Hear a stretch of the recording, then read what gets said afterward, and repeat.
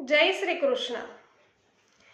તો વૈષ્ણવો જ્યાં જ્યાં પુષ્ટિ માર્ગીયા વૈષ્ણવો વસે છે ને ત્યાં ત્યાં ઘેર ઘેર એક ધોળપદ તો તમને સાંભળવા મળતું જ હશે કે ધૈન શ્રી યમુના કૃપા કરી શ્રી ગોકુલ વ્રજ સુખ આપજો।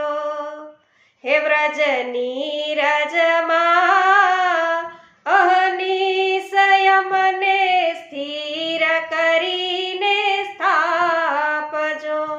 બીજું ધોળપદ એવું કે આવ્યા મારે યમુનાજીના નોતરાને મારે જાવું વ્રજ પરદેશ રે, આજ મને કોઈ રોકો નહીં। તો વૈષ્ણવો બધા જ વૈષ્ણવ જનોએ વ્રજ એટલું બધું વાલું છે, બધાની એવી વાંચના છે કે એમનો સ્થિરવાસ છે એ વ્રજમાં થાય, વ્રજ ભૂમિની અંદર થાય, અને એટલે જ વૈષ્ણવો બધા 84 કોષની પરિક્રમા વ્રજમાં જઈને કરે છે। પણ વૈષ્ણવો એનું ફળ ક્યારે પ્રાપ્ત થાય કે જ્યારે તમને વ્રજનું મહાત્મ્ય ખબર હોય, વ્રજ શું છે એ તમને ખ્યાલ હોય।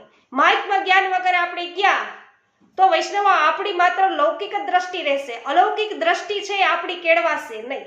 અને એટલા જ માટે વૈષ્ણવ શ્રી મહાપ્રભુજી છે એ ખૂબ જ સુંદર આજ્ઞા કરે છે કે મહાત્મ્ય જ્ઞાન વિના પ્રેમ થતો નથી, અને સુદૃઢ અને સર્વાધિક પ્રેમ માટે તો મહાત્મ્ય જ્ઞાન છે ને પાયાની શરત જ છે।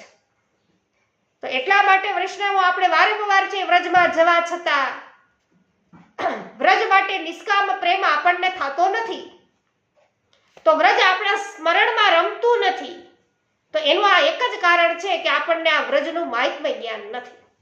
તો વૈષ્ણવો વ્રજના મહાત્મ્ય જ્ઞાન સાથે આપણે વ્રજ પરિક્રમા છે એ 84 કોષની માનસી કરવાના છીએ। તો અત્યારે જ વૈષ્ણવ મહાત્મ્ય જ્ઞાન તો આપણે જાણી જ રહ્યા છીએ, અને પછી શરૂઆત કરવાના છે વ્રજ યાત્રાની। તો અમારી સાથે પુષ્ટિ સત્સંગ ચેનલને સબસ્ક્રાઇબ કરી અને અવશ્ય આ લાભ તમે પણ લેજો। હજુ સુધી પુષ્ટિ સત્સંગ ચેનલને સબસ્ક્રાઇબ ન કરી હોય તો અવશ્ય કરી લેજો। સર્વને મારા જય શ્રી કૃષ્ણ।